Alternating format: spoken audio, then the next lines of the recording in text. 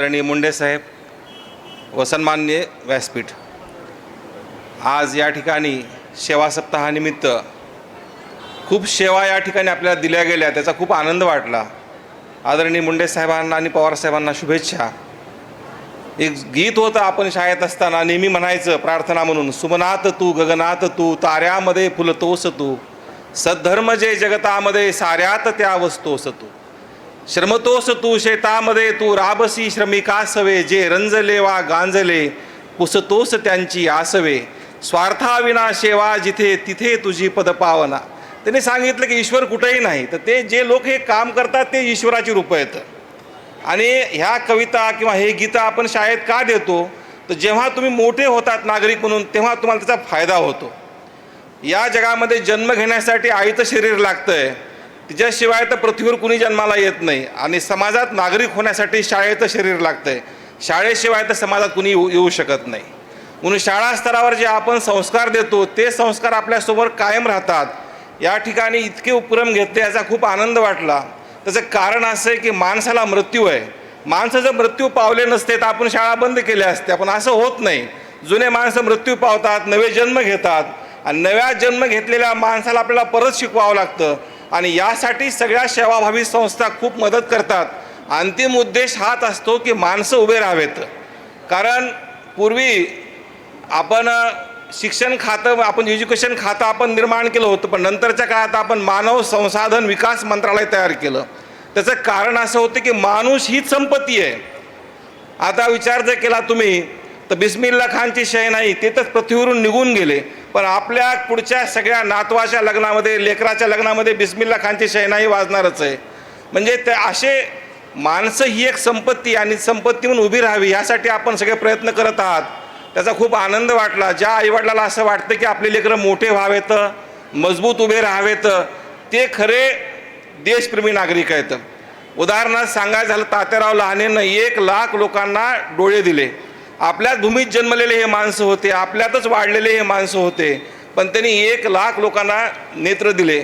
मग तुम्ही जे तुमचे लेकरं उभे करतात किंवा शिकवतात, वाढवतात, मोठे करतात, ते देखील समाजाच्याच फायद्याचं असते।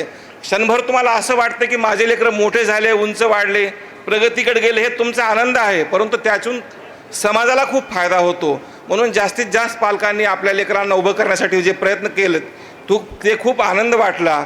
या ठिकाणी मला बोलावलं, माझा या ठिकाणी सत्कार केला, मी भारावून गेलो, कारण ही माझी भूमी आहे। माझी, मी नागापूरचा आहे मूळ। मी 87ला जे गाव सोडलं ते पुन्हा काही गावाकडे आलोच नाही। नंतरच्या काळात 55 वर्षाला मी या गावात आलो। त्याचं कारण असं असतंय की माणसं हे कायम पृथ्वीवर राहत नाहीत। सृष्टी ही अनंत असते, ती बदलत राहते। एकदा एका राजाला समजलं होतं की आपल्या राज्यामध्ये जगन्नाथ पंडित नावाचा माणूस फार विद्वान आहे आणि त्याला आपल्याला भेटायचं आहे। मग त्यांनी प्रधानाला सांगितलं की तुम्ही एक काम करा, आपल्या राज्यातला, हे शेवटचं कथा सांगून थांबवतो, वाढवत नाही हां। तर त्यांनी सांगितलं की आपल्या राज्यामध्ये जे जगन्नाथ पंडित नावाचा विद्वान आहे त्याला आपल्या दरबारात आणा, माझी इच्छा आहे की त्याला बोलायचं। मग त्याचे प्रधान जेव्हा त्याच्याकडे गेले तेव्हा त्यांनी सांगितलं, तुम्हाला आमच्या राजाने बोलावलं आहे तर तुम्ही आमच्या राजाच्या दरबारात यावं। त्यांनी सांगितलं, जगन्नाथ पंडित नाम का आदमी कोई है ही नहीं म्हणला। समोरच थांबला होता तो, आणि तोच म्हणायला की जगन्नाथ पंडित नाम का आदमी कोई है ही नहीं। मग ते परत राजाकडे गेले आणि त्यांनी सांगितलं, आपने जो बोला था हमने वो किया, मगर वो आदमी बहुत अनूठा है, वो कहता है कि जगन्नाथ पंडित नाम का आदमी कोई है ही नहीं, और वो मेरे सामने खड़ा है। मग राजाने म्हटलं, तुम्ही शांत बसा म्हणला, उद्या आपण बघूत म्हणला ते काय आहे ते। मग दुसऱ्या दिवशी जेव्हा जगन्नाथ पंडित नावाचा व्यक्ती विद्वान रथामध्ये बसून राजाच्या दरबारापुढे आला, राजा स्वागताला फुलं घेऊन थांबला होता।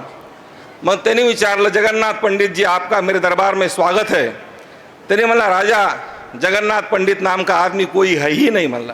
ये क्या बात है, मेरे सामने तुम खड़े हो, मेरे सामने तो तुम रथ पे खड़े हो। ते मला, ये रथ है क्या? ते मला, हाँ ये रथ तो है, इसके घोड़े निकालो म्हणला। घोड़े निकाले, इसकी डंडी निकालो म्हणला, डंडी निकाली, इसके चाक निकालो म्हणला, ये चाक निकाली। अब ये रथ रहा क्या? नहीं राहिला म्हणला। घोडे काढले, दांडी काढली लाकडाची, चाकं काढले, रथ राहिला नाही। ते म्हणला ये एक जोड़ था म्हणला, जैसा मैं भी एक जोड़ हूँ, मैं कोई जगन्नाथ पंडित नाम का आदमी है ही नाही म्हणला. आपण कोणीच नसतो, पण आपण असल्याचा भास दाखवतो आणि यातून हे सगळी व्यवस्था चालत राहते. मला तुम्हाला एवढंच सांगायचं की आज जे या ठिकाणी कार्यक्रम झाले खूप चांगले कार्यक्रम आहेत. मी जेव्हा लहान होतो 85-86ला तेव्हा देखील कार्यक्रम तसेच व्हायचे.